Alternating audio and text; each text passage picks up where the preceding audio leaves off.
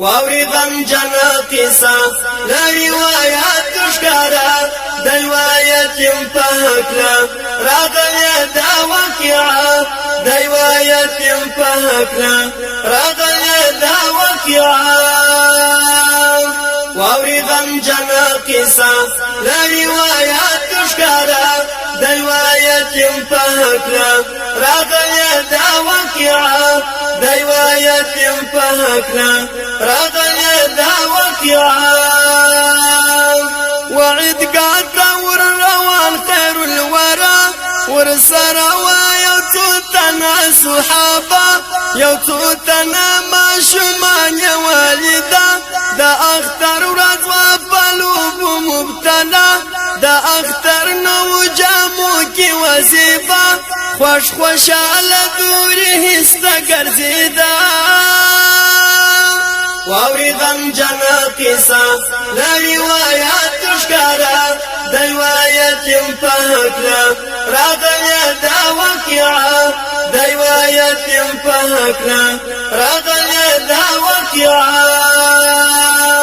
یو ماشوم دیوان تناصر گریوان لطیب شي او ببر سر و پگریان ورنجدی سو پاک حبیب نبی سلطان ورتوائی ولی پدر پیشان دا اختر خوشال ورز کی استومان نالری نوی جامع حلق عیان واوری غم جنا قصه لروايات ښکارا د روایت په حقلا راغلی دا واقعا د روایت په حقلا راغلی دا واقعا دا ماشوم ورته گویا سو پسلکو پاک حبیب ته پژړه او پنارو نالرم پلار می شهید سبابکو وملګری دا حبیب دستن فوجو مور می هم لاړه مل ما يم دا غمو دنیا ورانه سوا زما د امیدو واوري غم جنا قصه لروايات ښکارا د روایت په حقلا راغلی دا واقعا د روایت په حقلا راغلی دا واقعا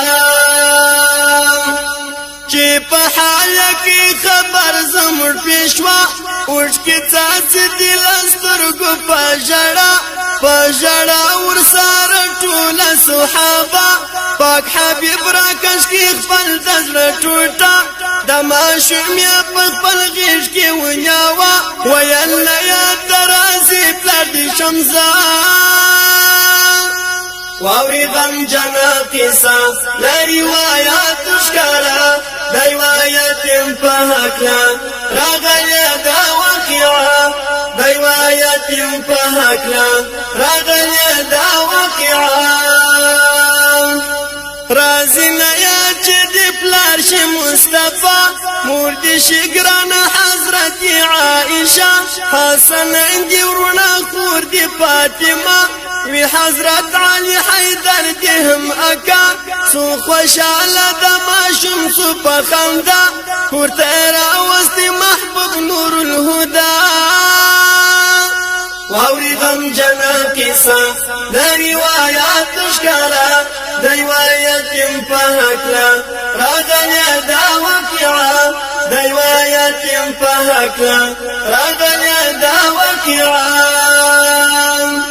پری اولیا د ماشوم لاسو نفشه وریا کړیا د اختر نوی جامع بیا راوواتې ماشوم انتر کوڅه ماشومانو ته یې خپل وکړې قصه چې زما پلار نشو امام ستر د کعبه ماشومانو یې په حال کړی غفتې واوري غم جنا قصه د روایات ښکارا د روایت په حقلا راغلی دا واقعا د روایت په حقلا راغلی دا واقعا چې کوم وخت حبیب رحلت شو لا جهان د ماشوم خدای ته ژړل څیرې ګریوان اوس یتیم شوم را سزي د سر سایوان پر سر خاورې بادوله و پیشان د غمجن واقعه د سوز داستان مهاجر رحمان ټول کړو ستومان واوري غمجنه کیسه د روایت ښکاره د روایت په هکله راغله دا واقعه د روایت په هکله راغله دا واقعه واوري غمجنه کیسه د روایت ښکاره د روایت په هکله راغله دا واقعه د روایت په هکله راغله دا